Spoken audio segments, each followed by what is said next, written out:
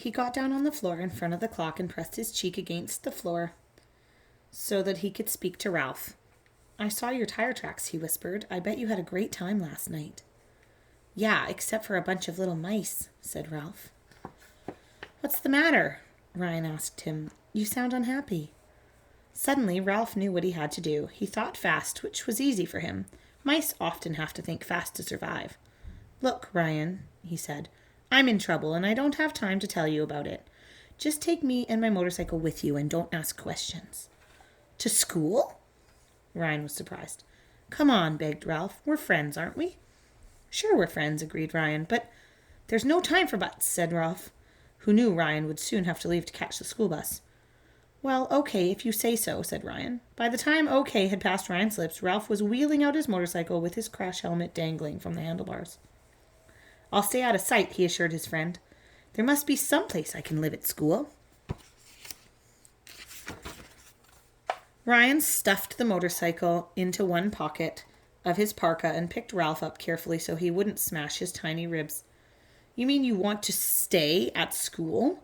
"Yes," said Ralph, suddenly frightened by his decision. "There must be some place I can hide." Ryan thought a moment. "Well, there's one of Melissa Hopper's boots. You could hide there." "Doesn't she wear her boots?" asked Ralph, picturing himself squashed in the toe of a boot by the foot of Melissa, whoever she was. "Not if she can help it," said Ryan. "Melissa hates boots, so she leaves them at school. That way her mother can't make her wear them." A sensible girl, thought Ralph. Mrs. Bramble came bustling back into the lobby. "Ryan, what on earth are you doing on your knees? You should be on your way out to the highway, or you'll miss your bus." "Just checking the floor for dust," fibbed Ryan as he quickly slid Ralph into his parka pocket. "Bye, Mom."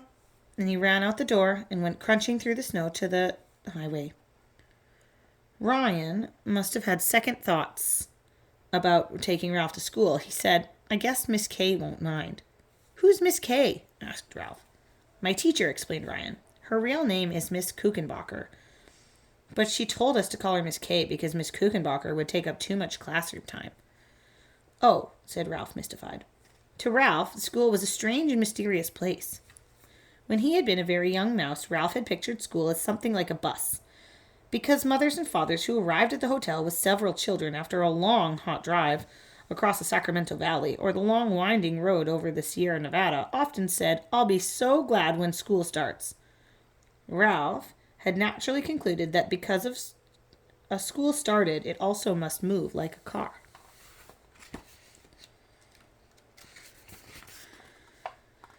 As Ralph had grown more sophisticated from listening to children, he came to understand that children moved. Schools stood still. Later on, he learned that some grown-ups called teachers also went to school. Some of these teachers stayed in the hotel during the summer. As far as Ralph could see, teachers behaved like ordinary people, except that, unlike parents, they said, "Oh dear, school will be starting soon." Ralph found a clue as to what teachers did in that mysterious place from a television commercial, shown several times a day. In it, a woman who said she was a teacher held a tube of toothpaste in her hand as she walked around saying, "Toothpaste doesn't excite me. Good checkups excite me." This remark puzzled Ralph, however. When he had lived upstairs, he had once tasted toothpaste when a careless guest left the cap off a tube. He found himself foaming and frothing at the mouth as he skittered around frantically trying to find water, while one of the maids ran down the hall shrieking, "Mad mouse! Mad mouse!" No, Ralph could not agree with the television teacher. Toothpaste was exciting. "This Miss Kay," said Ralph as Ryan reached the bus stop. "Is she okay?" "Yeah, she's pretty good." Ryan stamped his feet to keep them warm. "She thinks up interesting things to do for language arts.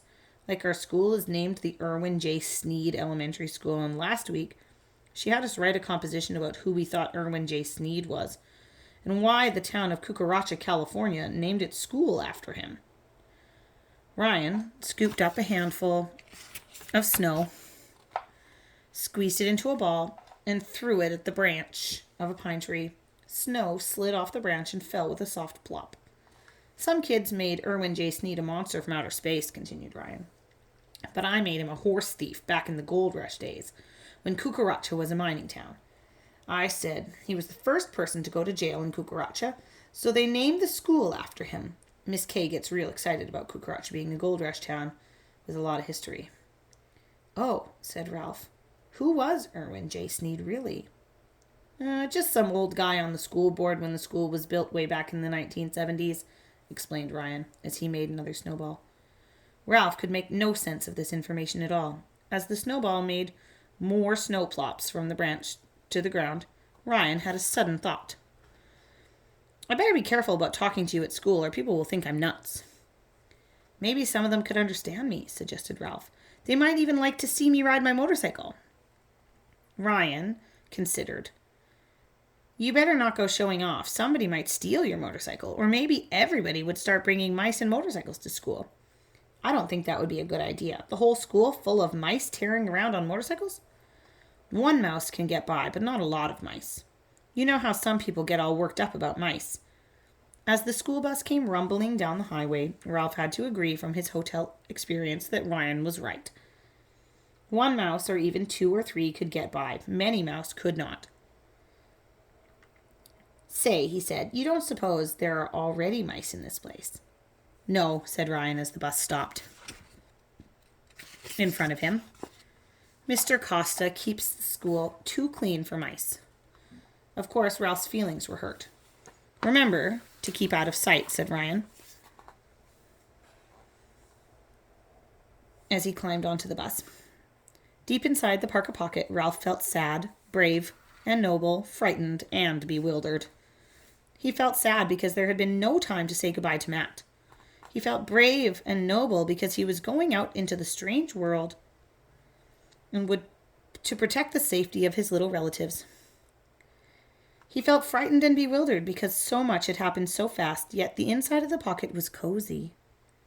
In the deepest corner, Ralph found a dried-up raisin that would have made an excellent breakfast if he had not been so nervous about what lay ahead in that mysterious place, the Irwin J. Sneed Elementary School.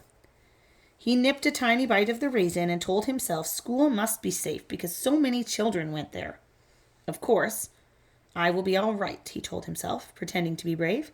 I will be careful to stay away from Miss Kay's toothpaste.